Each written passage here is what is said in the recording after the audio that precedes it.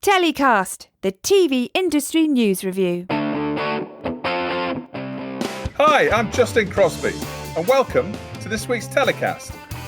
Before we start this week's show, just a quick word to let you know we're now taking bookings for a unique new series of bespoke MIPCOM Slate podcasts, specially designed for content owners and distributors looking to give their full catalogue marketing a new dimension. We'll produce these premium shows for you to create an entertaining and engaging sales tool that can include show clips along with producer, talent and distributor interviews. Episodes will feature on all major podcast platforms, plus you can embed the show in your own website and use as a sales tool alongside your digital marketing assets and mailings. We also have regular show sponsorship packages still available for September.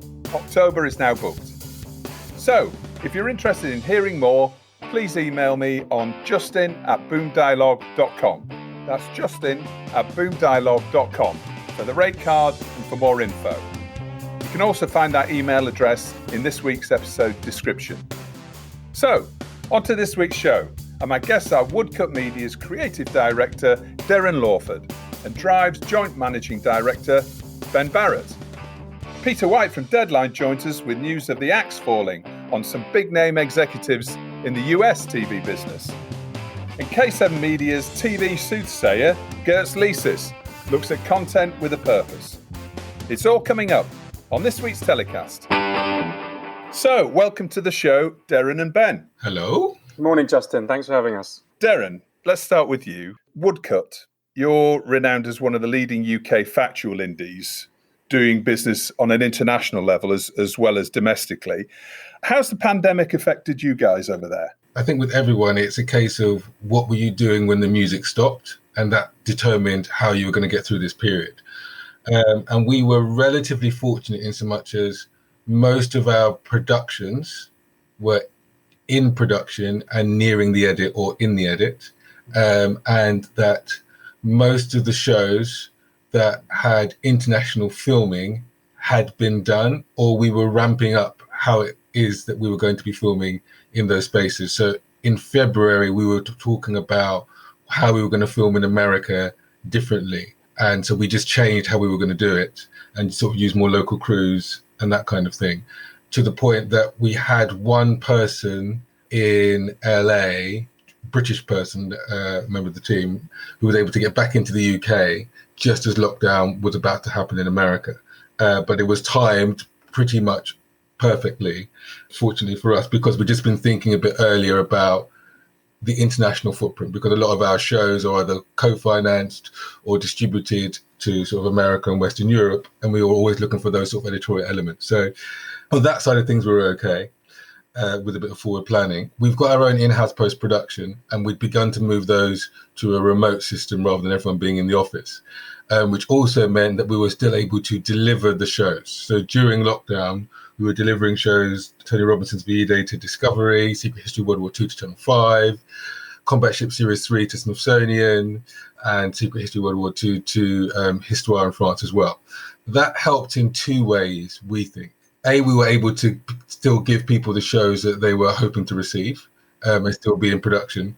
But it also gave channels confidence in us to be able to still work during this period, so that when you're pitching ideas, they also have a sense that these are ideas that you could deliver because you haven't stopped delivering during this period. It just gave us a good news story to be able to tell about the company during this time. Yeah, no, absolutely. It seems to me that the companies that have an international footprint or international capability and relationships have been the ones that have tended to cope better through this. When we look at international business, and ideas, it's a collaborative conversation with lots of different parties. So we're quite used to having conversations about packaging programs financially with lots of different parties. If you've had a domestic business in whatever country, whether it's just in the UK or just in the US or just in Germany, and you're only dependent on the domestic market, then you are a hostage to whatever is challenging that domestic market. So say you, as a producer, you were only really focusing on Channel 4 and BBC. It would be a challenging time. BBC's needs are changing as in relation to the audience they're trying to appeal to during a pandemic, and obviously Channel 4 is challenged by a downturn in advertising revenue. As a producer, you've got no control over those two things. You can't control the audience's desire for more news and current affairs at this time, and you can't control the advertising market. Whereas if you're an international producer, what you can control is, I've got X amount of money in my pocket and I need to find someone else to put X amount in. That hasn't changed for us in many ways. Yeah, there are lots of companies, I think, internationally, particularly younger companies, that have been focusing on that domestic market. And, let's just hope that the new insurance fund that was announced in the last 10 days will help them get back to some form of normality. How about catalogue for Woodcut? Have you had success repackaging catalogue? Has that been a major part of the side of things you've done during the lockdown? It was definitely something that we had a think about right at the start. None of us knew how long this was going to be for, and none of us still know. But in those first sort of couple of weeks, there was definitely a lot of talk in the factual space about archive-driven shows, whether it's your own archive or existing archive that's out there, and how you might package that and curate that. So we definitely had conversations with people about that. We have explored developing shows that are sort of predicated on maybe a mixture of our archive and other people's archive. But we quickly realized that there's only a finite amount of stories that you can tell through archive, and there's only a finite amount of people that can make those stories. And so that doesn't really give us a point of distinction in the marketplace. And now more than ever, you need to be able to do that. After those first sort of 2 to 3 weeks, we haven't overly focused on catalogue-driven shows. We've focused on what are the shows that we can make during this time that people associate us with, and where are those people around the world that can help us make that happen. You mentioned a few shows that are essentially established franchises now, which is also a real bonus. In terms of new shows and new developments and getting new ideas away right now, I mean, presumably the emergency COVID insurance fund that we talked about a bit earlier has now come into being. Is that going to help? Is it going to help significantly? I think it helps breathe confidence into the market on both sides. So if you're a producer, you feel confident to go out and shoot because you feel like you've got that security. And conversely, if you're a broadcaster, you feel confident about investing in new shows because you feel like if there's a chance that they can be delivered, and if anything does happen, then there is some sort of coverage. But I guess from a broadcaster's point of view, you've still got to get all the shows that you paused back online. And so there's still going to be a backlog in terms of decision making for brand new shows, I think. It's not that brand new shows won't get commissioned, because they are, but I think if it's a completely new show, which is really bold and innovative, I still don't feel like anyone is rushing to fund that type of show. But if it's a show that could be made good quality, that builds on stuff that you might have done before, you feel like there's more of a chance of that show being made. It's about low risk, isn't it? Yeah, and lowering the risk and hopefully raising the reward, if you like. Are you in production right now? Are you producing anywhere? Yes, and I'm just trying to work out what I can and can't say. Yes, we are. So what I can say is that we are producing series, plural, but the one I can mention is Murder at My Door with Kim Marsh. Yeah, we've been filming contributors. We've shot with Kim. We're delivering episodes at the moment. And there are other shows that we are currently in production on as well. What's this whole situation taught you about working in TV? Particularly in the UK, like it's a business that's predicated on relationships. I can't remember who said it before, but I kind of think there's some truth in it, is that people tend to commission people as opposed to programs and ideas. Yeah. And it's like how they know those people. And I think, like, if you've got good relationships with people and you've been able to make those connections, then you are, I guess, building on those connections in a virtual sense. But if you're trying to build new connections, it's very difficult to do that now. You know, there isn't a serendipitous encounter with someone in a bar, at an event. You know, it's like you can have a virtual networking event, but it's difficult to have those bonds and create those new bonds and those new relationships. That's the bit that's challenging, I think. Yeah. But conversely, I do think that the people that you have relationships with, that you have good relationships with, those feel stronger, because ultimately we're all in this together now more so than ever. So that's one bit. Yeah. And then the other thing I think is that, you know, we've got offices in Hampshire and London. And so we'd always been advocates of remote and flexible working. But I don't think that we have done it as well as we've done it now. If I just think back 6-7 months ago, if 4 or 5 of us were going to have a conversation, we'd all jump on a conference call. You know, people would be talking over one another. It was never really satisfactory, but we always did it. I can't remember anyone ever saying, why don't we jump on a video call? Why don't we jump on a Zoom? And now it's the other way around. Now it's odd if you jump on the phone with more than 2 or 3 people, and now it's natural to be in vision with people. And I think that in and of itself has also meant that you also think about being more international. Like, it's never been easier to be more international in many ways. Yeah. You know, you just send someone a link and I can be having a conversation with someone in Germany, France, and America, and probably a little bit more than I had been doing before. That's definitely been something that I've noticed from our perspective. Yeah, and I think people have been a little bit more available, haven't they? Because I think, yes, you know, we've all been working from home. There's been less people traveling, less people in conferences, less people doing a lot of possibly internal business, especially in bigger companies. Ben, coming to you. Thanks for coming on the show. Drive, obviously involved in distribution as well as co-production financing. Let's take factual content acquisition, which is one of your specialist area. First of all, how have you seen trends developing in the last 6 months? Well, I mean, it's certainly been interesting. And I think that it's been really particularly interesting being inside the distribution world and hearing the way that a lot of people have talked about the trends and what they've assumed is happening. And as Derren said, when COVID first started, there was this sort of mad rush for producers and people like ourselves who are often involved in packaging projects and putting together funding, working very closely with producers to kind of come up with new slates of ideas that could be produced during the pandemic. And also there was a real slew of people developing shows specifically about the virus. And I think what we saw quite quickly is that actually, other than some very early activity on COVID-related commissions, I think a lot of broadcasters decided very quickly that they didn't want to buy those type of shows, because I think they thought coming out of the pandemic, that's the last thing people are going to want to watch.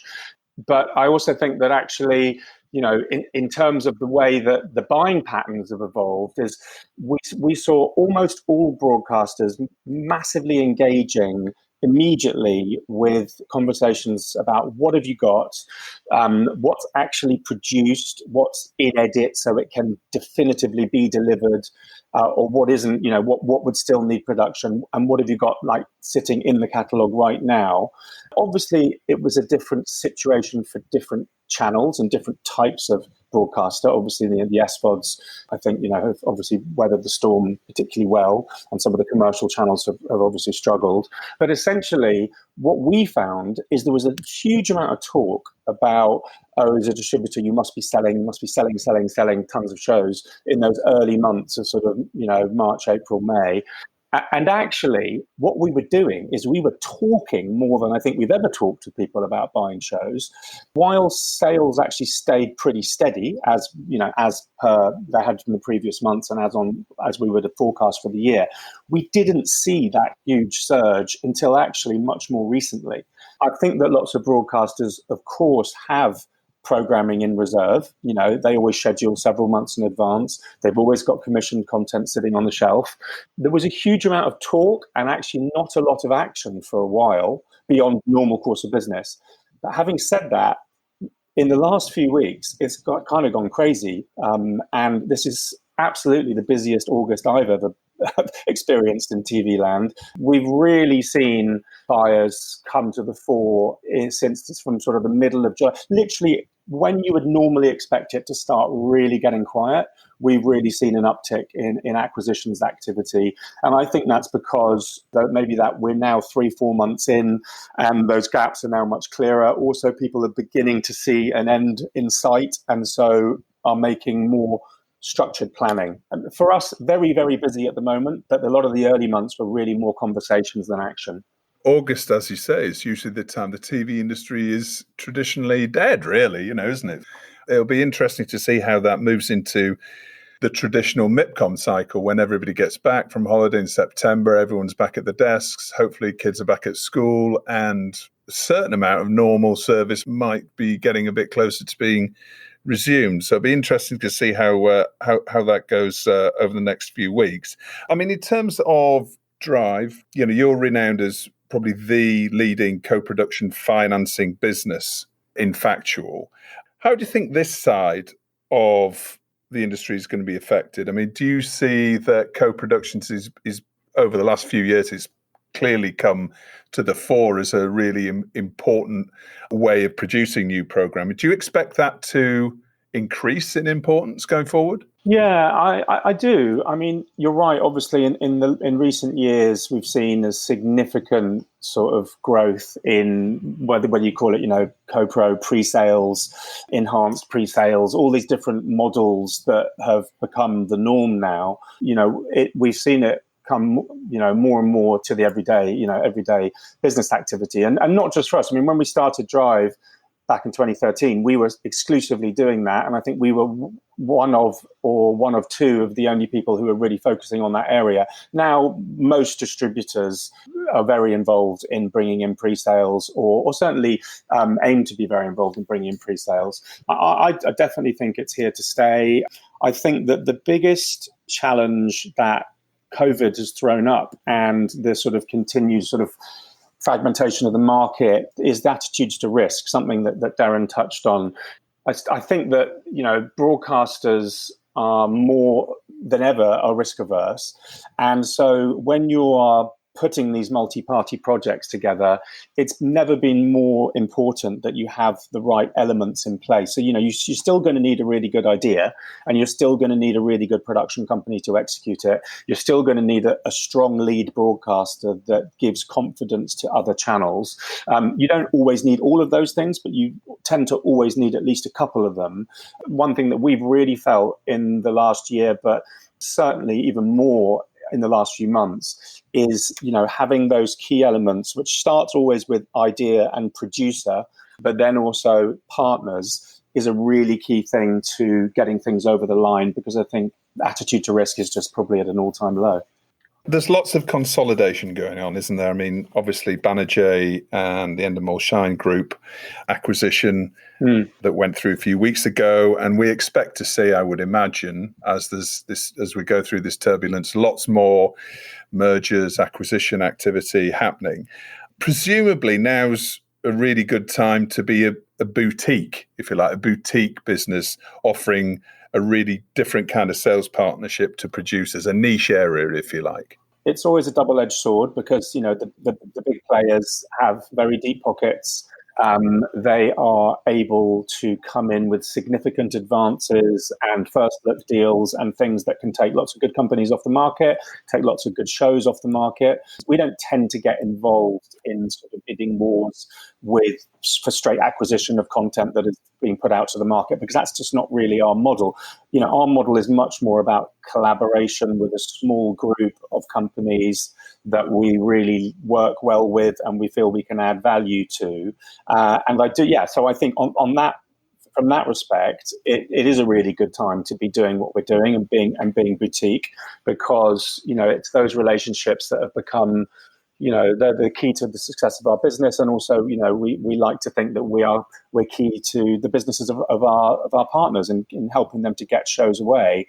And I think more and more producers are looking for that. More and more producers, companies like Woodcut obviously have a vast array of international relationships themselves. They do a lot of this themselves and they do it very well. But there are lots of other companies who are still aspiring to do that and are making steps in that area. And that's really our key USP is working with those companies to help them do that. And yeah, so and on that basis, it's a really good good time for us, yes. So coming back to the buyers, how do you expect buyer behaviour to change over the next 6 months? Gosh, well, I mean, that's a tricky one to answer. If we work on the assumption that we don't get a full, a proper second wave, in multiple territories, and that things slowly get back to normal between now and the end of the year, then I think that we'll see buying patterns reverting to fairly normal, insofar as you have to allow for the fact that lots of channels are going to be working on recovering from the loss of advertising revenues. So I think we're going to see a lot of downward pressure on price. I think, volume is going to be important for people. We've certainly found that series that we have where we have many hours or many series of a brand, those have been particularly interesting for buyers at the moment. And I think another thing that we as a distributor have to be really aware of is that while some production has managed to keep going during the pandemic, and we've been fortunate, we had 2 series that we didn't really have to stop because of the nature of how they were being produced. But a lot of production, have obviously ground complete to a standstill. That is going to have a big impact on the pipeline for next year. So I think that production can get back going properly in the next month or so. Then, we're looking at a 3 to 4 month gap, which you'd expect a sort of, 30 to 40% drop in the amount of hours that are going to be available on the market for sale for next year. Obviously, there's a lot of talk about the fact that, potentially this is a very good time for non-scripted, because the scripted shows are obviously in the big studio shows. Those are facing far more challenges of coming back to normality. So on one hand, I think we're going to see a lull in the amount of content available, without doubt. But I do think there will probably be increased demand for that content because of the gaps that will still be there because of the other types of shows that are not going to be coming through for a little while longer. So it's really hard to call, but I hope those two things sort of balance themselves out as much as possible. So, Derren, coming to you with your story of the week, and you've chosen the BBC's N-word fiasco. Can you talk us through that? First thing I wanted to say was, so June Sarpong, who's the Director of Creative Diversity, when they announced their £100 million diversity fund and the set of initiatives around that, she said something quite interesting. She said, I came to the BBC as an outsider. Before joining, I had an idea of this being an organisation that did not want to change. What I found was something different, an organisation that had ambitious goals for diversity and inclusion, but didn't know how to reach them. And the quote goes on, but that's a pretty good analysis of how the BBC has found itself in this position, where you had June's CDX Diversity Festival, which was incredibly inclusive, incredibly inspiring. And off the back of that, Farron becomes a senior black leader running One Extra. And at the same time, you have this N-word fiasco. And so the question is, how do those two things happen at the same time? Like, how is there all of this efforts to be doing this good, and at the same time, there's this thing that managed to alienate exactly the same people they're trying to embrace and empower? Marcus Ryder, who's done a lot of writing and talking about this kind of stuff, he made a really interesting point when I thought about how I could apply it to this situation, like in terms that lots of people could understand. And he basically said, there have been historically senior black and diverse people within the organisation, and there aren't as many now to be able to have those conversations. So if I think back to when I was at the BBC, so I started as a senior broadcast journalist, and then in terms of in the news and current affairs world, I rose to being a multi-platform editor for Panorama. I would sit in on, it was a self-commissioning strand, I would sit in on commissioning meetings. At the time, Tom Giles, who now runs ITV's current affairs and bits of their factual output, was deputy editor, right? I was also, because I was doing a lot of digital stuff at Panorama, advising editorial policy about compliance issues around on-demand content. Right? This is 7-8 years ago. So Tom left, Tom became editor and then runs ITV Current Affairs over an 8-year period. So let's just imagine that I stayed in news and current affairs, and it's 8 years later, and I'm a senior editorial figure within news and current affairs. If that incident had occurred, it wouldn't have occurred in the same way. Here's what would have happened. There would have been a discussion about whether that word should have been used. And then I would have said, well, here's how that word makes me feel, okay? I grew up in Eltham in the early 80s, and from the age of 7 to 16, I would hear that word directed at me, guaranteed, every week. I just didn't know where or when. I didn't know whether it was going to get shouted out of a van that was driving past me. I didn't know whether it was going to get shouted at me when I was on a bus and someone was behind me. I didn't know whether it was going to be a newsagent saying it to me instead of my name. I didn't know whether it was going to be a security guard stopping me going into a shop. I didn't know whether I'll be going to a pub and then people would use it and then they go, oh, no, let's not use that word now because Derren's around. Okay, so like it's a word that causes serious offence and trauma. However, when you look at the BBC's editorial guidelines, it is not considered a word that requires a mandatory referral. When you realise that no racist slur requires a mandatory referral, it makes you wonder, why is that?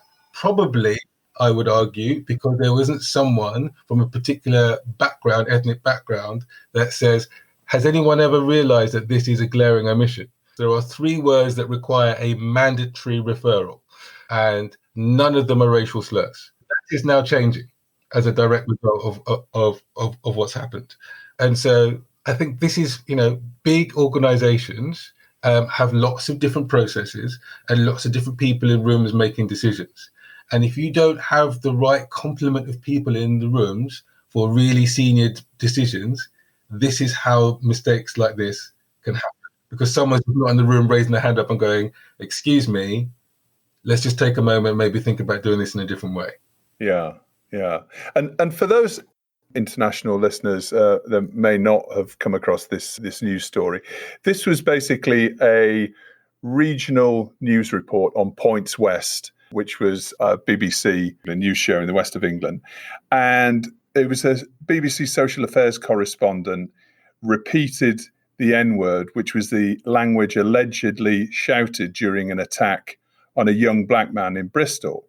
And apparently the family involved actually wanted the word to be used during the report. And that's perhaps what has led to this. I mean...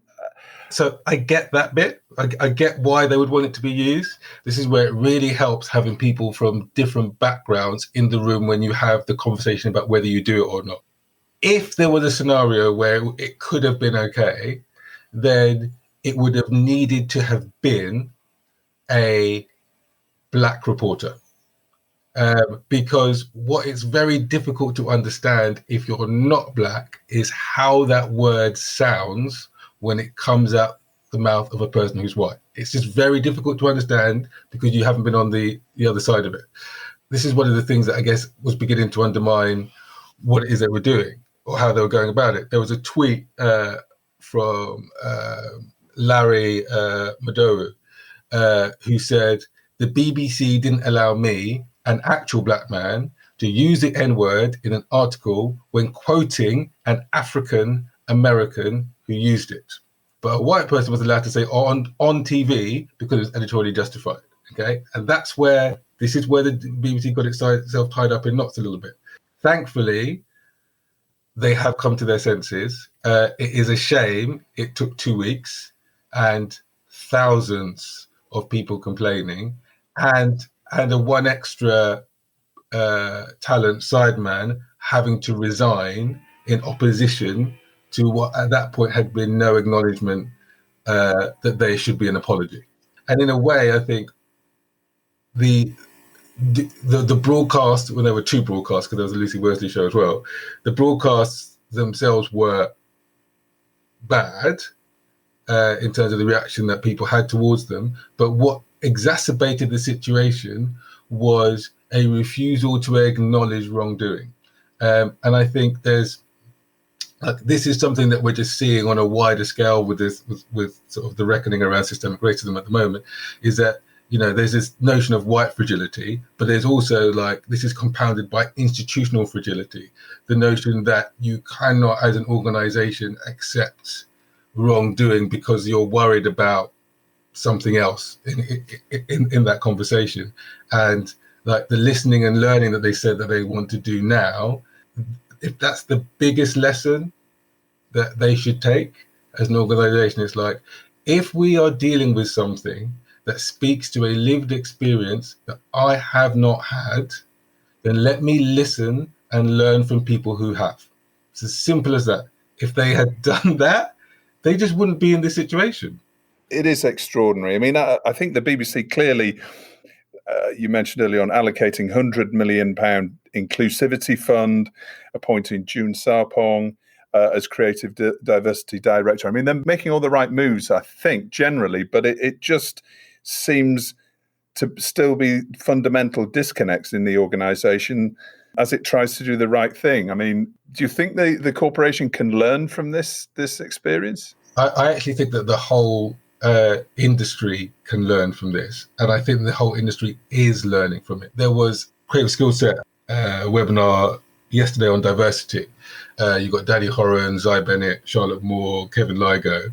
The challenge for the industry is these are the most senior editorial figures in the land talking about diversity, and none of them are diverse.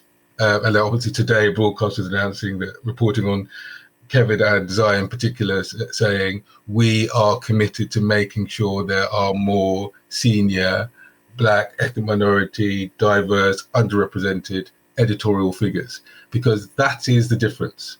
Once you are in the room with different types of people and different perspectives, you are just less likely to come up with the wrong approach to people who you haven't lived through their experiences. But also, it's better for business, you know. Like ABC is one of the most, you know, if you look at the success of ABC's content, like it's predicated on having diverse casts, because they're like, if we have as many different people as possible in these shows, then as many different people as possible are going to want to subscribe and watch our shows. It's what Netflix do. Netflix are trying to be like a global broadcaster, which means they need everyone to watch, which means it's their business imperative to make shows for everyone all the time. And I think it's interesting when you look at a brand like Netflix. That's obviously they started from a different position, but their approach is pretty clear-headed. It's like if you genuinely want to appeal to everyone, then you need as many different people as possible helping you make those really big calls. Absolutely. Well, let's hope that the BBC and the wider industry, as you say, internationally can learn from this experience and perhaps take a leaf out of Netflix's book to really try and improve this situation going forward. Ben, your story of the week is, talking about Netflix, is the report on global OTT revenues, and OTT meaning all forms of over-the-top transmission, including SVOD, AVOD, direct downloads, etc. Can you tell us a little bit about that? This is the report that came out from Digital TV Research and was reported, I think it was yesterday, in quite a lot of detail in various different publications. And what really stood out for me in reading this was just the sort of sheer scale of the growth, really. It's not surprising when we know how much of the dialogue and discourse of the industry at the moment is all about OTT. But when you strip it back and you look at the fact that, so the key numbers are that the global OTT revenues reached 83 billion in 2019. But that is an increase of 50 billion from 2017, meaning that's almost 300% growth over the last, in 2/3 years. Alongside that, you've seen AVOD, which we've all been pitching to Netflix and Amazon and various other SVOD services, which are really now beginning to grow. I mean, CuriosityStream is one that I'm particularly interested in. We're doing quite a bit of business with them, and they're doing some great stuff, and they've seen massive growth. And I think they've just announced that they're going to be floating, actually, doing an IPO. So we all know about the streamers and that sort of scale of growth, alongside the scale of growth in AVOD, which is also which accounted for 24 billion. So, over a third, or no, just under a third of the OTT revenues in 2019. And AVOD's particularly interesting for us as a distributor, because I say a distributor, a factual distributor, because I think the AVOD market scripted has been much more developed for a number of years. But until last year, we were really doing very little in this space. We were being offered only revenue share deals, and when we dipped our toe in the water, the revenue was pretty minimal. And to be frank, we were doing deals with shows that we weren't selling to TV.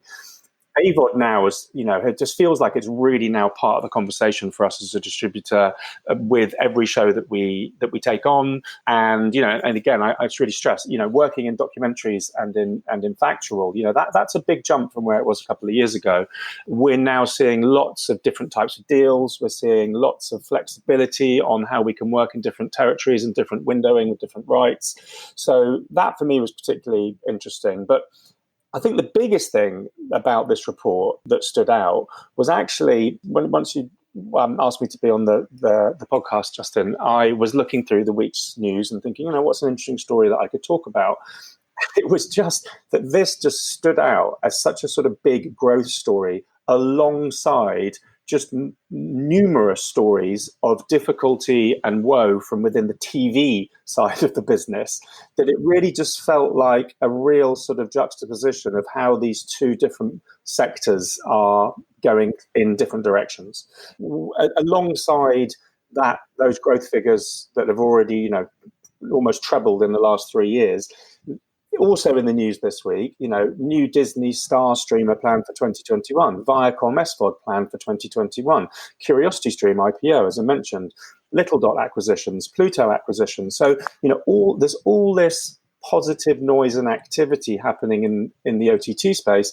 Meanwhile, your TV headlines are dominated by, mass redundancies and job losses at Warner's, subscription losses at Foxtel, ad revenue down for commercial channels.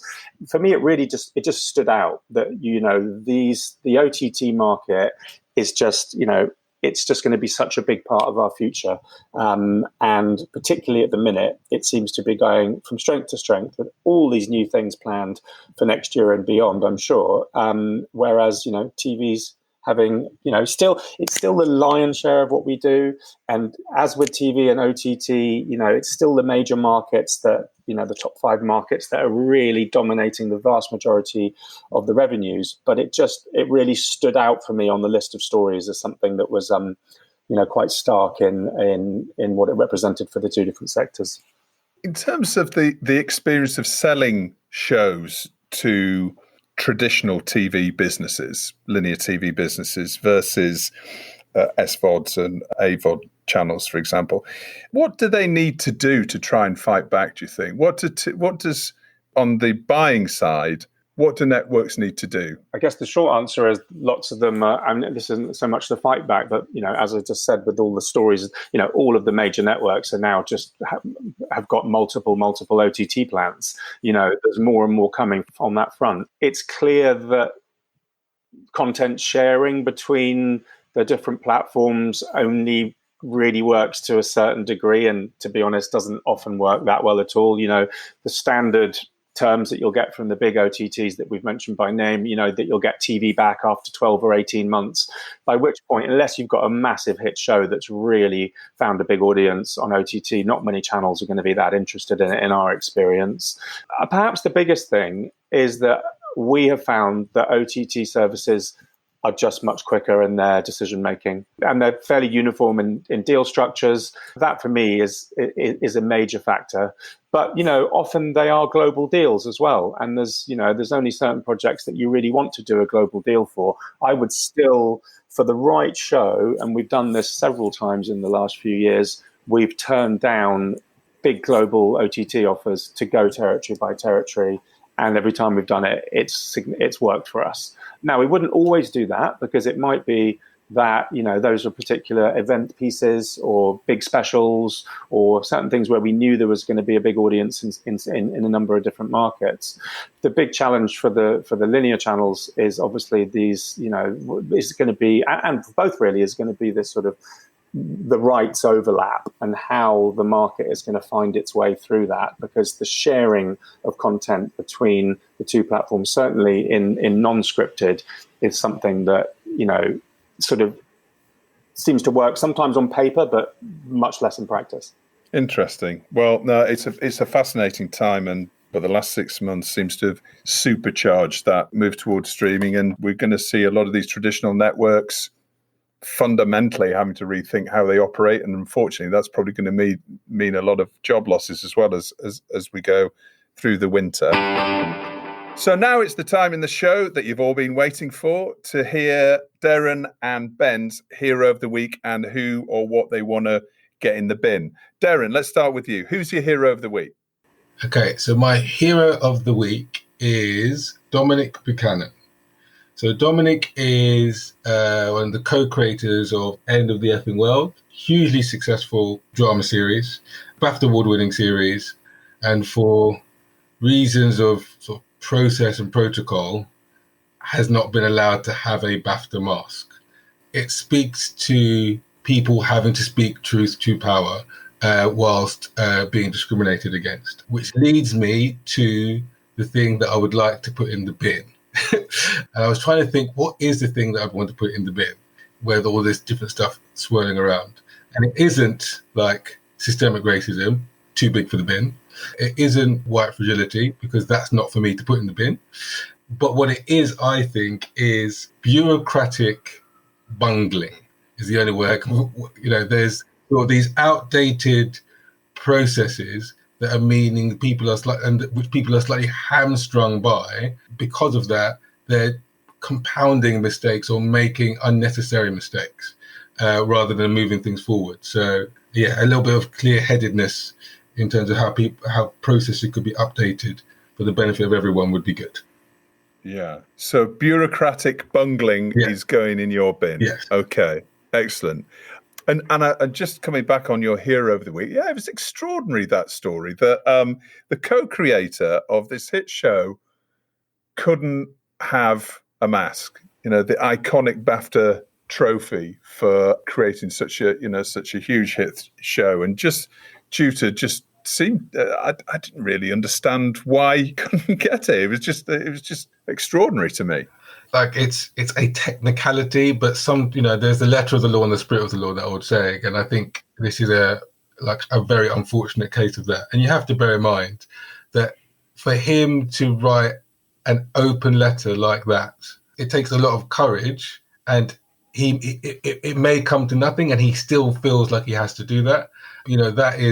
That takes real courage. I think what's really interesting about it is that the show, it's a really good example. He's a talented black creative that created something that had mass appeal and wasn't about blackness. And as he said since, he's like, if people now come to me and say, if you're a black person, you want to try and do anything in the industry, is it possible? He feels like it's harder for him to say that. And that for me is the real shame out of it, is that this actually was an opportunity to be an amazing good news story. It was and it's like snatching defeat from the jaws of victory. Hence my bureaucratic bungling. Yes, absolutely. Okay, well, we'll put a link to that news story in the description of the podcast, so everybody can kind of click on that and figure out, see if they can figure out why he couldn't get this award after working on this show for almost 10 years.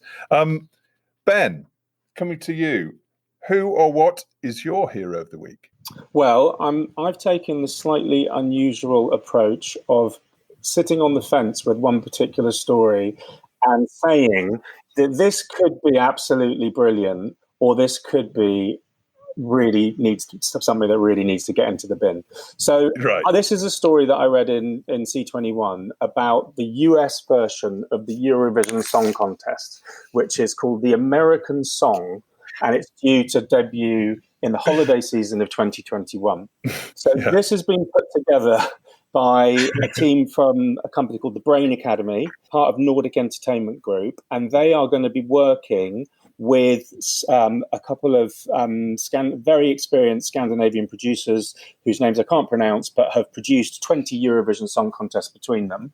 And they also apparently have Ben Silverman from Propagate on board in the US, but I note that they do not have a US channel as yet. Now, we all, we all love to laugh at the Eurovision Song Contest in the UK, and we know that lots of countries in Europe take it really very seriously, and see it as an absolute, as an absolute must-win event for certain countries. But the idea of doing it in America, I think, is actually brilliant. You have such a diverse nation with so many rich types of incredible music. So the idea is they're going to do a different song for each one of the 50 states. That's it. So it's by state. Yeah, it's done by state. And I just think if it doesn't turn into the kind of show that we have here in Europe, it could actually become... It's actually a really brilliant idea, and I think something that could be fantastic. If it goes the way that it's perceived here, then perhaps it will be utterly unwatchable. And as I said, I do note they don't have a channel on board as yet, so I'll be very interested to see how that plays out. But that, for me, could be completely heroic, and it could be utterly terrible. And hopefully we'll find out next year. So you're reserving judgment. Yeah, I think you'll be able to tell how it's going to go in the first 5 minutes of that show. Absolutely. And I just hope that Will Ferrell is involved in some way. Presumably doing, the Fire Saga opening song. You know what? To get him as a host, like in a Graham Norton style role, definitely. That would be he's a big fan, isn't he? The film actually is almost a love letter, isn't it, to Eurovision? It's done with such care and affection that it's funny as well. It's great. But let's hope they do keep some sort of humour in it, though, rather than just being sort of country versus rock or whatever. Let's hope it's humour and some great music, and I think they'll be onto a real winner. Yeah, brilliant. Okay, fantastic, guys. Really appreciate you coming on the show in this very busy August. So thanks again for your time. Good luck. Really look forward to seeing you guys in the real world at some point very soon. All right. Thanks, Justin. All right. That would be nice. Thank you, guys. Thank you, Justin. Cheers. It's time to welcome once again Peter White from Deadline Hollywood. He's joining us from LA. How you doing, Peter? Hey, Justin. I'm good. I'm back in the office for the first time since I took this job. I say back in the office. Like, this is the first time I've been in the office. You moved to LA when? Was it March? I moved on March 17th, just as President Donald Trump had put in a travel ban from the UK to the US. So we snuck in there, and it's been 5 months now. So it's nice to see the office. Since the last time you were on TellyCast, so there's two things that have transpired. Number one, the Emmys, you predicted the Emmys was going to be an online-only event, which not a massive surprise, but it was announced. But there was also an earthquake. I think we've had 3 earthquakes since I've been here. And I'll be honest, I haven't felt any of them. A little bit disappointed. I got a few texts a couple of weeks ago and saying, "Oh, did you feel that?" And I didn't see anything. Did you? You slept through them, didn't you? You slept through them. Slept through them. You get a good night's sleep out here, I'll tell you that. So what's been going on in the LA TV business? It's been a big week for corporate bloodletting in Hollywood. But restructuring has been going on. Warner Media and NBC Universal, big changes at both of those. Not really COVID related. I think this is more structural than that. I think this problems that came about when streaming essentially became the be all and end all, it seems. So on the Warner side, a couple of big names got let go or announced on Friday that they were leaving. Bob Greenblatt, who is the chairman of Warner Media Entertainment and direct to consumer, and Kevin Riley, who was chief content officer for HBO Max and a bunch of the cable networks like TNT and TBS. So they're both leaving. They've been replaced by Anne Sarnhoff, who is taking over. She's the Warner Brothers chief. So she's going to see all of the network's film and TV studio, as well as the streaming assets. And then a bit of a promotion for the HBO boss, Casey Bloys, who was president of HBO programming. And he now will oversee HBO Max and some of those other networks. So a big move there. On the international side, some of the listeners might know Jeffrey Schlesinger. So he's going. He's probably best known as the man who once rode into an LA screenings party on an elephant. Yes, I've heard about this. Yeah, it was many moons ago. It was probably 10 years ago now. He was wearing a translucent suit as well, which often gets forgotten. But they had a big party, and he waltzed in on the back of an elephant. So I don't know if he's going to be leaving on the back of an elephant, but yeah, he's certainly out. And that sort of points to, the change of the way the business is being done. It's less about selling shows. It's streaming. It's global rights. It's all those sorts of things. So, and it's content. Casey is you can see why he's got the promotion, because HBO has been on a bit of a tear recently. Yeah. So there's that, and I'm sure there'll be some more big names over the next few days and weeks. We're rooting around to see who else is going. Yeah, these are really big names, aren't they? I mean, at the top of the company. I mean, is there any idea of sort of middle management and what the overall cull looks like? Is it just in LA or is it worldwide? Well, it'll be global, but it'll. So we're hearing numbers between 600 and 800. A lot of those people will be in sort of operations, finance, and some of those divisions. There will be a lot of crossover because they're essentially bringing a lot of different units together, so that there'll be a lot of duplication of roles. So there won't be too many more very high-profile names. I think those are the big ones, but I'm sure there'll be a few. And yeah, we don't know how it's going to play out. Certainly in the UK, Warner has a fair bit of business. So whether that has a huge amount of impact on some of that, I shouldn't imagine the indies that Warner's owns will have this, but certainly on the corporate side, and it's just pointing to how things are going to go. And similarly, you saw it with NBC Universal. They did something similar last week.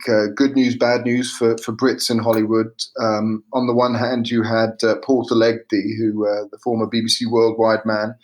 He was chairman of NBC Entertainment. I mean, he's essentially in charge of commissioning for the main NBC channel, the director of content there, as it were. He's going. I mean, that's a bit of a tough one for him. He's had a bit of a bad week coming after he became the subject of an internal investigation into allegations of professional misconduct. So I don't think it was a huge surprise, but this was part of the restructure. And then another Brit, Frances Berwick, who back in the 90s used to work in Channel 4. She's got a bigger role. She used to be in charge of the cable networks, the lifestyle cable networks, and now she's essentially going to be in charge of all of the networks. But on the business side, they'll have a new programming boss. There's a lot of names being thrown around now in terms of who might get that job. But again, I think it points to this idea. You've seen that with Disney. You've seen what they've been doing. You've seen with some of the other studios.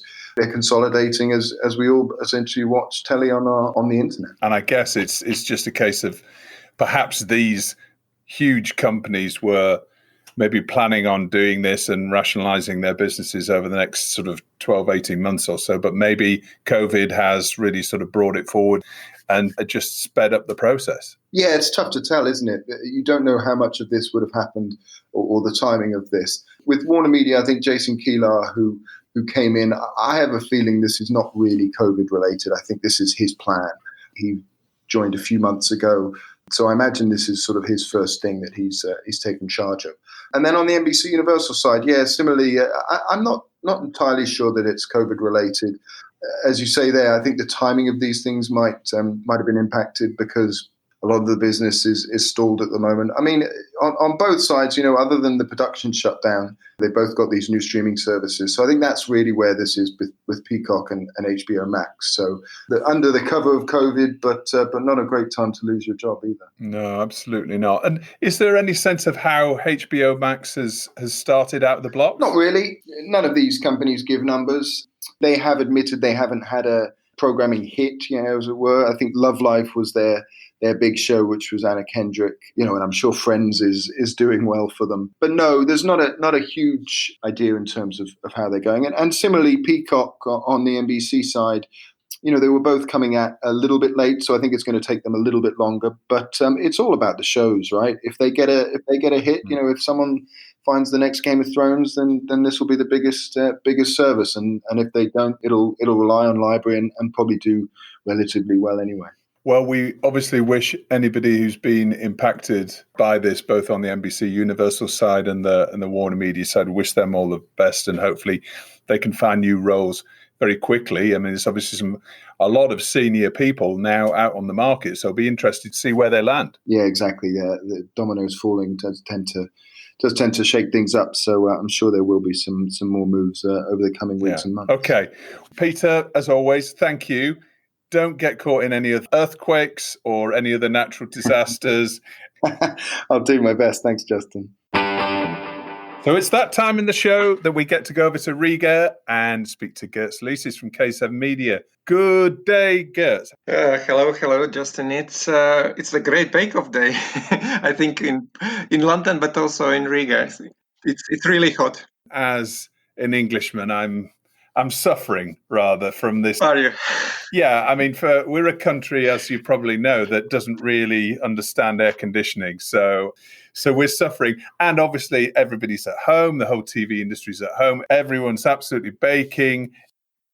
What are we going to be talking about this week, Girts? Well, today I thought I would focus in a bit more detail on the subject of a show with a purpose. Because as you may recall, I came up with this idea of drama with a purpose here on our podcast a couple of weeks ago. So I thought I should expand a little bit on this. Okay. Particularly when looking back at how the format industry developed over the decades. At its beginnings, formats were very much about bringing individual satisfaction to its participants. Whether it's about winning prizes or just money in a game show or remodeling someone's home or turning around a business, it was predominantly bringing some material good to the participants. Who Wants to Be a Millionaire became the quintessence of this trend, of course, and it is still the format of the formats, in my opinion. It arrived promising a life-changing amount of money. And it has changed quite a few lives since, no doubt about that. But what I'm saying is that it took a long way, almost 20 more years, to reach the stage when we start seeing what is really life-changing from a broader perspective. The next, shall I say, tier or a layer of formats brought in the feel-good element. It was no more always focused on direct materialistic values. Like maybe you could be helped out in finding a long-lost relative, or given the opportunity to show your talent performing in front of the queen, or perhaps marry at first sight. But it was still something important to pretty much only those directly involved. And then I think it was 2018, which truly became the year of turning people's mindset towards becoming more conscious about the world surrounding us and its long-term sustainability, the issues that are concerning the whole society, or at least a growing part of it. And when the focus of purposes started to shift from something that primarily affected us as individuals, adding that helicopter view purpose wider angle. While eating well for less is still going to make each of us as individuals healthier and save a penny, it is also now making us consider saving resources on production of trashy foods, for instance. And while watching a 4-year-old clinging to an elderly lady hugging her dearly is still going to bring us as adults down our own memory lanes, it also makes us think about what can we all do together to fight loneliness and extend the span of quality life in an aging society, like the Old People's Home for 4-year-olds was trying to do. So this is like factual with a purpose, if you like. Correct, to a certain extent, because notably what is also shifting, while initially the shows with a purpose were falling into the strictly factual category, the tone of the programming with purpose has been increasingly becoming lighter to reach broader audiences, including those which come to watch TV primarily for entertainment. If we imagine an axis stretching from strictly factual to strictly entertaining, the added value of programming with purpose is constantly moving towards the more entertaining end.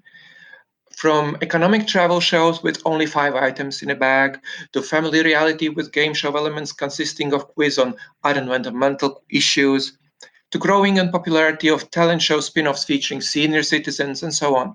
Even the classic formats like The Millionaire are stretching and adjusting where they can. For instance, by increasing their focus on strong storytelling, the stories behind its participants, who as individuals can provide their input in bringing up broader social issues which relate to the audiences, like when it comes to diversity, for instance.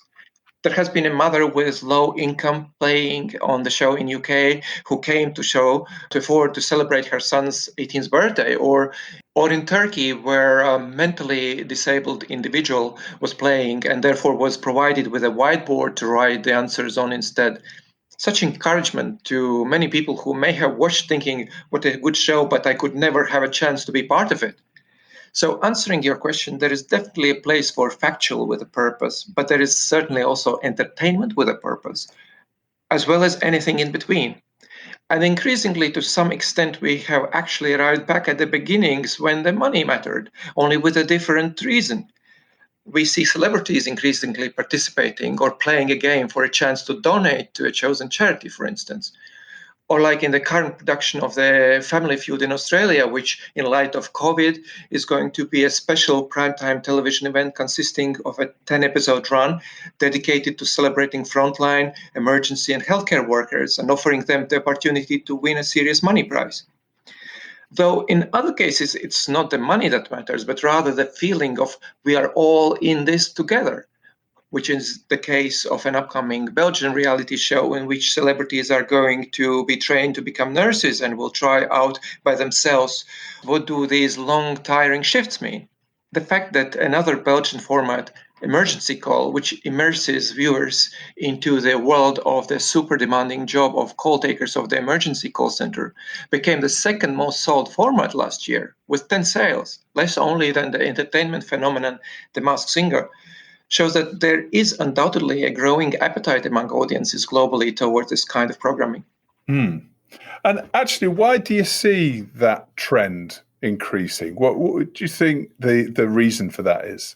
I think it's just like a snowball which has started rolling and then just adding the snow on keeping rolling. Like we all know Greta from Sweden and so on, and particularly with younger audiences becoming, and younger people in general, not just audiences, becoming more conscious about the world around them. I think that's one of the biggest reasons. So coming back to where you mentioned about drama with a purpose for the first time here a few weeks ago, tell us a bit more about that. Yeah, talking about scripted shows, we are definitely starting to see this same trend growing, with shows which have an objective not just to entertain, but to bring a broader issue to public awareness. In some cases, even in collaboration with a related authoritative body or with a consultant involved in that specific subject attached. Like the Spanish drama Los Desaparecidos, The Disappeared, featuring a group of 6 police officers within the national police responsible for investigating of missing person cases, trying to solve disappearance cases that everyone else has already given up on. This series is made in cooperation with a Spanish Missing Persons Association, which in its turn is run by a lady who is mother to a missing child herself. Hulu in the US is currently developing an adaptation of a bestseller book, which is a factual account of America's opioid crisis. Centering on a compassionate old school doctor played by Michael Keaton, this drama called Dope Sick will explore the struggles of addiction at various levels and will shine a light both on affected families and those fighting to cure the nation's drug problem.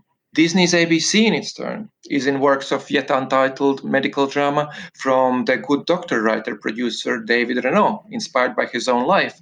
Renault was paralyzed in a car accident. Before taking a career change to be a writer, was inspired by his disability to attend medical school and attempt to be a doctor.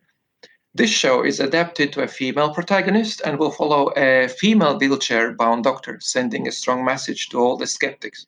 And finally, particularly strongly resonating with the recent Black Lives Matter movement, the former National Football League's quarterback Colin Kaepernick, renowned for taking the knee in protest to police brutality in 2016, has teamed up with filmmaker Ava DuVernay for new Netflix limited series Colin in Black and White, which will follow a young Kaepernick adopted as a baby by a white family through his teenage years and early rise to sporting stardom, exploring the events and circumstances that molded the future activist's social conscience.